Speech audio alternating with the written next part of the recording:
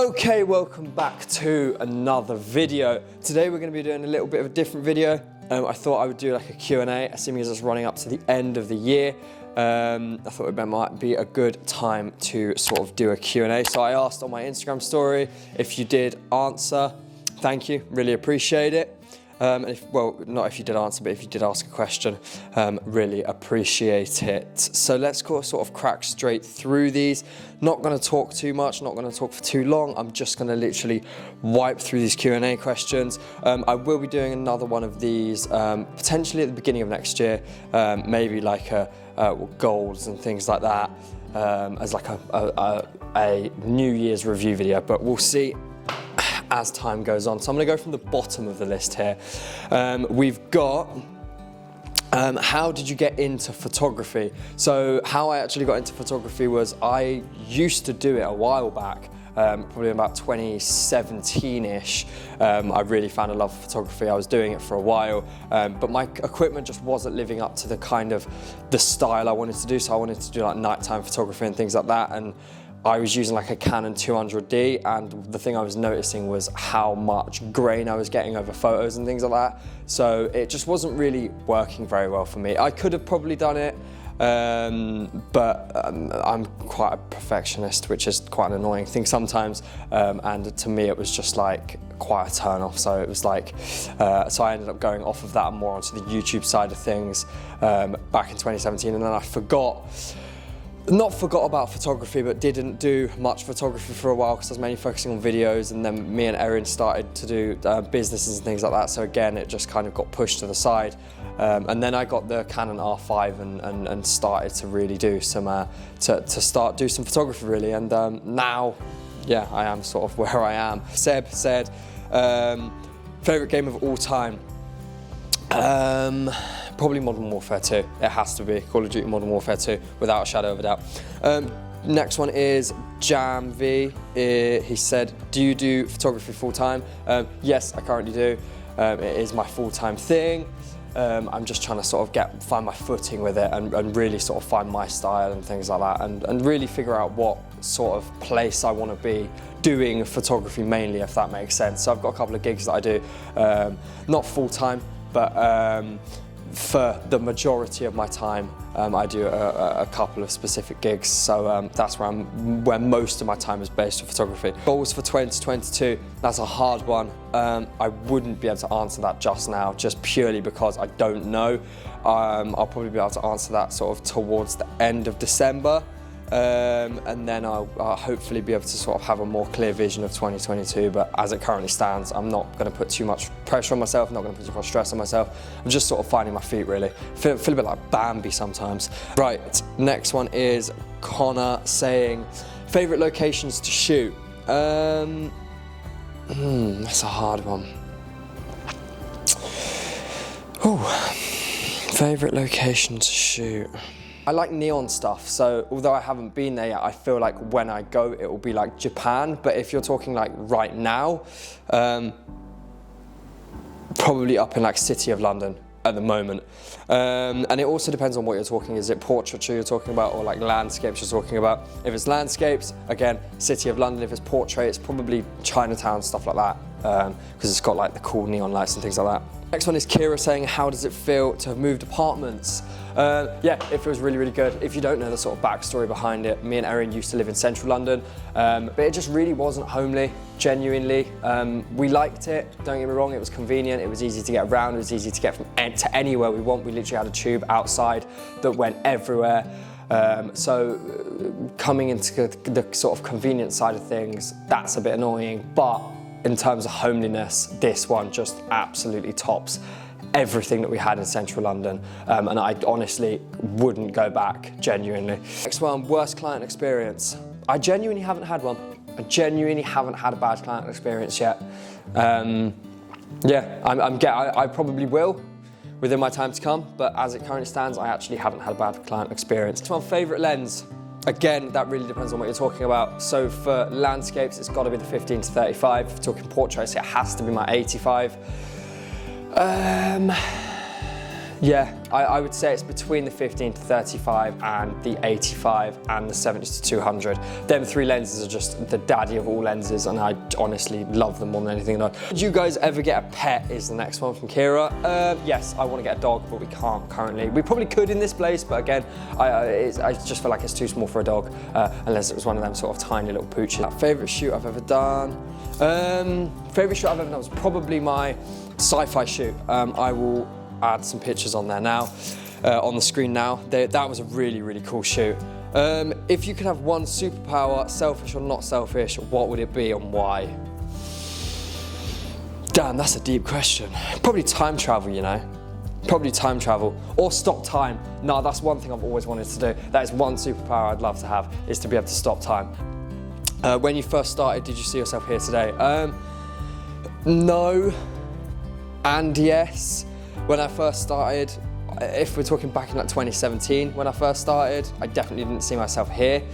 I feel like I was very jittery back then, if that makes sense. I was very like not in one thing. I was very just like, my mind was in like 25 different things and I wasn't able to concentrate on one. So I don't feel like back then I would have been able to concentrate so much on this, but I feel like as I've grown up and things like that, my mind sort of relaxed a little bit and I'm able to concentrate on one thing now. So potentially I sort of saw myself here, but I definitely didn't see myself with this equipment. That's one thing I will mention. I definitely didn't see myself with this equipment. This equipment is a dream come true. Next one is top 3 places you would like to go, islands, cities, etc. So top 3 places, off the top of my head, I love mountains and like snowy scapes, so like the Alps and things like that. Definitely that's definitely one on my bucket list to do. Next one, I think I already mentioned it, is like China, or like that Asian kind of like neon vibe. That's like a big one for me. I really wanted to go and shoot that. And then my third one, probably Antarctic. Probably the Antarctic. Antarctica. Next one. Which photography style would you like to try and have least experience with? Oh, what photography would I like to try? Probably boudoir. That is definitely something I really want to try, because I just feel like you can really get a really awesome style out of that. And that's one thing I feel like that would fit quite well into like my cyberpunk neon theme. So that's the one I really want to try. I wouldn't say it's the one I have least experience with, but it's the one that I haven't done. So I would know how to do it. It's just I haven't done it, if that makes sense. Next one, what inspires you? That's a tough one. That is a tough one. I want to be making content and I want to be making a difference, and I want to make content that is different. You know, I feel like that is what inspires me, is the ability to make different content and the ability to find my own style. I feel like that is what inspires me. Next one, what helps you choose the editing style for your pics? Do you visualize the end result in any way? Now that's one thing I actually don't do, but I feel like I really want to start doing, is visualizing more and planning. And I've noticed it over time. I have actually started to push myself more into that realm of things, especially with video work. I've started to kind of vision what I want the video to look like, storyboard the video out, and then go out and get said video. I did that for the last solar scooters video, which actually isn't out, but I'm going to post it on my Instagram Reels today. So if you want to go and check that out, that'll be probably down in the description below, or on my Instagram Reels, which will be down in the description below anyway. So yeah. When did you realise that photography was your thing? I don't know. I always knew that I liked creating things. I didn't know whether it was going to be photography, videography, things like that. I still don't. I still don't know whether I'm actually going to go more down the photography realm or more down the videography realm. So I guess that's going to be something that only time will tell with. Does YouTube pay you? They used to, but because I don't have the watch time behind me anymore. I have the subscribers, but I don't have the watch time because I'm very inconsistent, and that's something I'm definitely going to change. But because I used to be so inconsistent with YouTube, I lost my watch hours. So no, that's something I need to pick back up, and then once I pick the watch hours back up, I'll get paid again. Any tips, advice for getting into videography and video? I'd say storyboard.